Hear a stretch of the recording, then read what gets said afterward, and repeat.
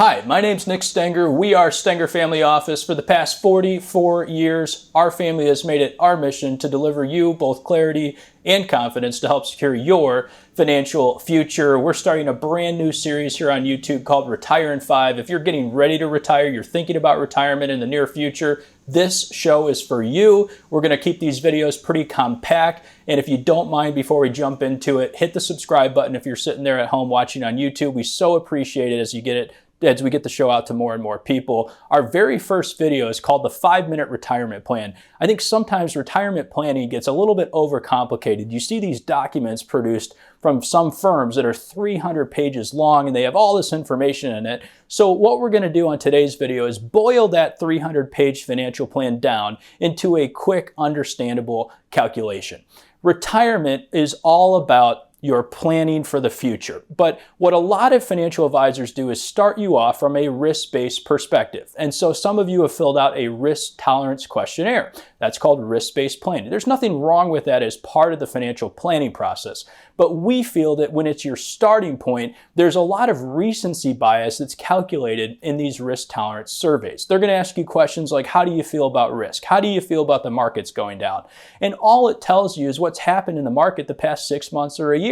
When the market's at all-time high, people want to take more risk. When it's at all-time lows like it was in 08 and 09, people don't want anything to do with risk. So rather than being on a risk-based plan, we want to have our clients on a goals-based plan. So let's work backwards and then move into how we put these plans together. The end is more important than any part of the plan. Stephen Covey said 7 habits. Second habit is begin with the end in mind. And so what we want to do is first and foremost, make sure that when you get to your 90s, if you live that long, or 92 or 95 or however old you become, you don't run out of money. That is the most basic understanding of the financial planning process. So we're going to work backwards from that goal, not running out of money, and then work into what's the proper retirement age. Do you have enough saved to actually pull off the plan for the next 20, 30 years? Let's say you retire at 65. Well,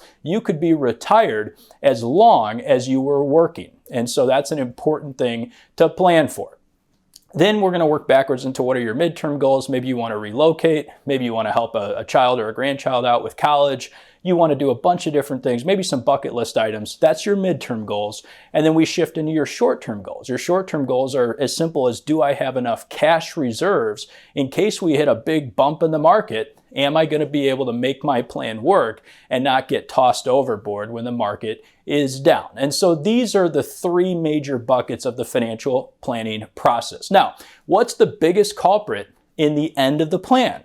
Well, over a 20 or 30 year retirement, you've got to watch out for one thing, and that's inflation. So this is why you can't have a risk-based plan and why you have to have a goals-based plan, because if you get the inflation equation wrong, you will run out of money. The rising cost of goods and services, we've seen it at Costco, we've seen it at the grocery stores, we've seen it all over the place with new car purchases and everything else. The price of everything is rising to the tune of about 3 to 3.5% per year over time. And this goes back over 100 years now. So the inflation rate that you put into your financial plan is very important. If you put in a 2% inflation rate, I think you're a little bit low, and that could ultimately mess up the math of your financial planning process. So what I would use for clients today, and what we do use at Stenger Family Office, is 3 to 3.5% depending on the bucket that we're spending. Now, healthcare is going to inflate even faster, we think at about 5 to 5.5% per year.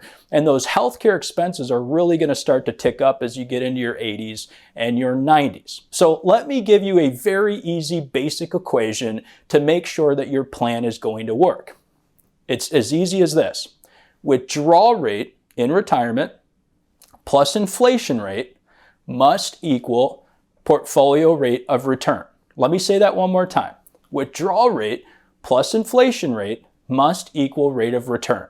It's as simple as that. If you want to make sure that you don't run out of money, make sure that you build in a buffer for that 3 to 3.5% inflation. Now, most places are going to tell you you can spend 4 to 5% of the portfolio value. That's your withdrawal rate. I agree with that. I think a 4 to 5% withdrawal rate will keep you in the boundaries of the financial plan long term. But here's the catch. Only if you are allocated correctly in your portfolio. So again, if you start with a risk-based perspective, and you get to 65 years old and you say to yourself, Nick, everything I've read, everything I've heard for my entire career says get more conservative as I get close to retirement. I need to get into a 60-40 portfolio, for example. Well, again, that's a risk-based portfolio based off of a variety of factors in that risk tolerance survey. Instead, what I say is I go back to your goals and I say, what are we really trying to accomplish?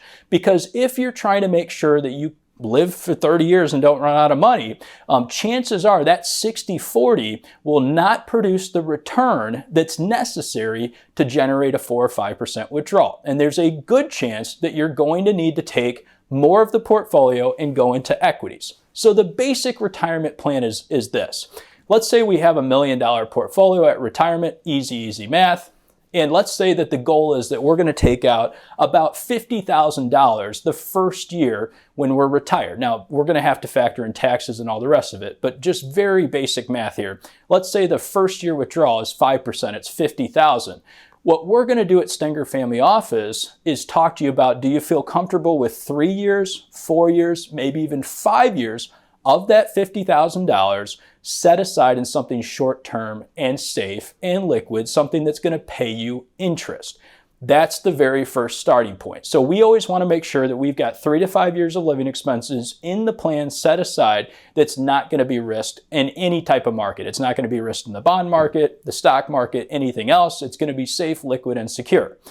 Take that $50,000. You're going to have a range in the portfolio of 15% all the way up to maybe 20%, maybe even 25% that's going to be right off the bat safe and secure. So on that $1 million portfolio, we would tell you, on average, most people would have about $200,000 of that million safe and secure.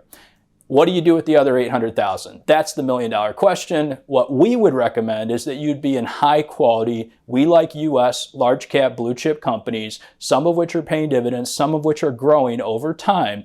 And what we like to do with the portfolio is take that $800,000 and mix it about 60% growth, 40% value.